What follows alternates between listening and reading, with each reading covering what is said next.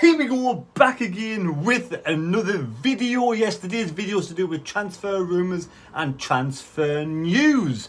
More news than rumours. Rumours, very strong rumours indeed. Well, first, before we get onto that, let's talk about Nathan Broadhead. Nathan Broadhead and also Troy Parrott. Troy Parrott elected to go to Preston because he was more guaranteed first team football there than he was at Sunderland because of the Ross Stewart situation, and also us looking at Nathan Broadhead and one or two other strikers. But Nathan Broadhead, right? He was strongly linked to Sunderland, and the recruitment team really wanted Nathan Broadhead to come to Sunderland. He's had a medical at Sunderland, or with Sunderland, and you know, they wanted to bring him back because we had a good camaraderie with that squad of players last season.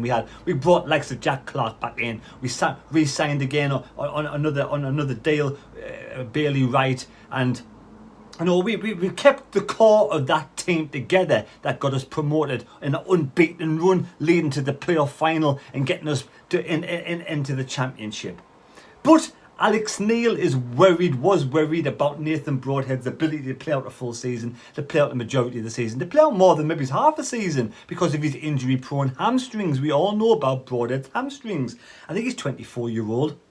You know, very influential last season, scoring 1 goal every 2 games roughly for Sunderland, and it was a fan's favourite. A lot of people wanted Broadhead to come back to Sunderland, including me, and we kind of looked over to the fact that he may not get a full season at Sunderland. But Alex Neil is a bit more thorough, and he wants to bring in a striker who will give more to the side than potentially Broadhead would. So after the medical with Broadhead, things have gone quiet and kind of fell by the wayside at this moment, and it's on the back burner.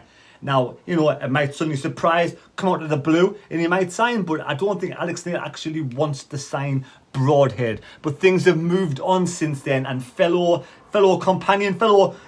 teammate Ellis Simms is now rumoured to be wanting to join Sunderland. He's agreed a deal with Sunderland. Apparently, according to sources, he is 99% certain to come to Sunderland.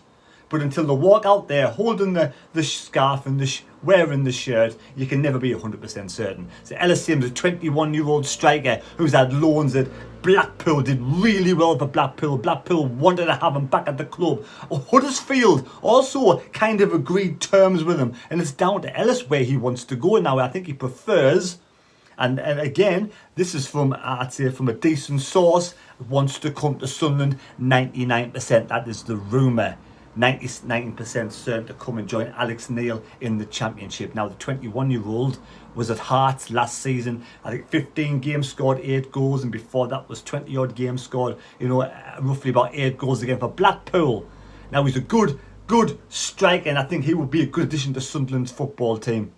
Now, be a season-long loan, and he'll do it, the young lad. And he's coming down from the Premier League, not like the player I'm going to talk about next, who's coming from League One, which is Alex Bass, the goalkeeper. Now, Alex Bass, the goalkeeper, I'm kind of a little bit disappointed in Sunderland because I wanted to see a more experienced goalkeeper come to the club. I want to see a goalkeeper come to the club with the experience to work alongside Anthony Patterson and nurture and grow Patterson and make him into a better keeper. Someone who's maybe been in the Premier League but now can't hack it in the Premier League will make a good Championship goalkeeper, or somebody who's been in the Championship for a few seasons now and knows what it takes to compete at that level. That's the kind of goalkeeper I would want to see at Sunderland. But I do welcome Alex Bass, who is currently having a medical at Sunderland. He's having a medical over the next 2 days. It may be all processed and done and dusted by now, and it may be announced tomorrow.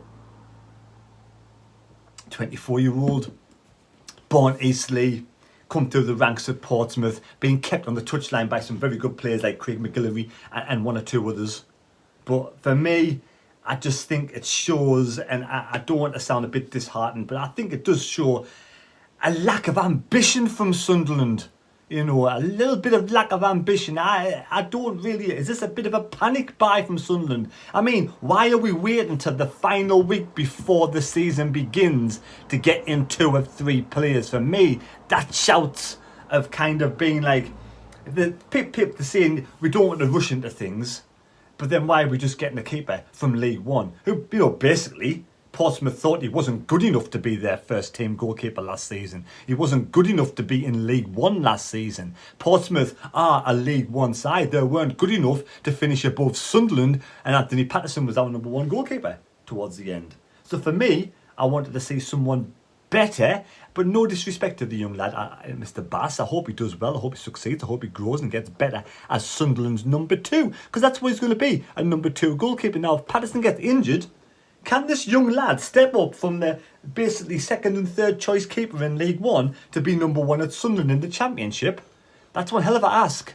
That's why I think that for me, in my opinion, it's a bit of lack of ambition from Sunderland. Now, I want to see better quality signings coming into this club. I don't think we've had a fantastic window, I'm sorry, and I think if we don't bring in another 3 or 4 decent quality signings in the next few weeks, or when the transfer window finishes, we could be battling against relegation this season. We really could. We've got the same squad as last season, but only finished 4th in League One.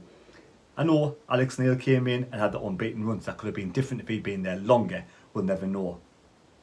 But it's the same core of players that managed to play in League One. Now, you're taking a chance, a leap of faith, that this core of players are going to, grow together as a team. Every now and again, it happens. A team comes along, bunch of young lads come together, they grow together through seasons, and they get better, get stronger, get fitter, get faster, and improve the quality.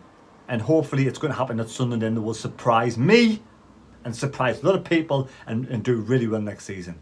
But if that chance, that slim chance doesn't work out, I really fear that we are going to struggle in the Championship next season. I do, I really fear it. So I think, for me, I want to see more from KLD, more from Sartori, and get better quality players in before the season starts, because you can get that many youngsters in, but we need the experience there as well.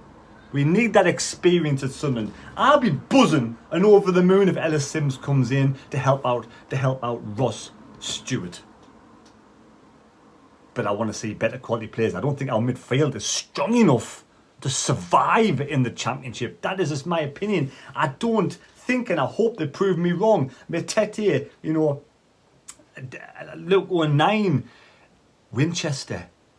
I think Dan Neil could be the one that, proves people wrong or grows and blossoms in the Championship and has a good season. I think Evans will hold his own. But Evans, injury prone in the past.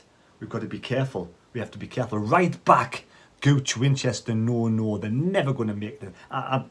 Again, what do I know? I hope they do well in the Championship, but as right back, it's not their position. We need a proper right back. Trey Hume, for me, has to start at the beginning of the season and see what he's made of. Throw him in the deep end, see what he's made of, because out of the 3 of them, I'd rather have him in against Coventry. And again, we talked about strikers. We need another striker. Even if we get Ellis Simms in and Ross Stewart, we need that 3rd striker in there just for competition, just in case we need somebody else. So there we go. I'm quite happy with Ellis Simms coming. To be fair, I think he's going to be a really good acquisition to the club. But, Alex Bass, as Mr. Bass goes, and I wish him all the best. I hope he proves me wrong, and I hope he comes on leaps and bounds. But there you go. I hope you've enjoyed the video. Please subscribe to the channel. Take care. God bless me. God go with you. We'll be doing a video very shortly on the Sunday away kip. I keep saying kip. Away kit.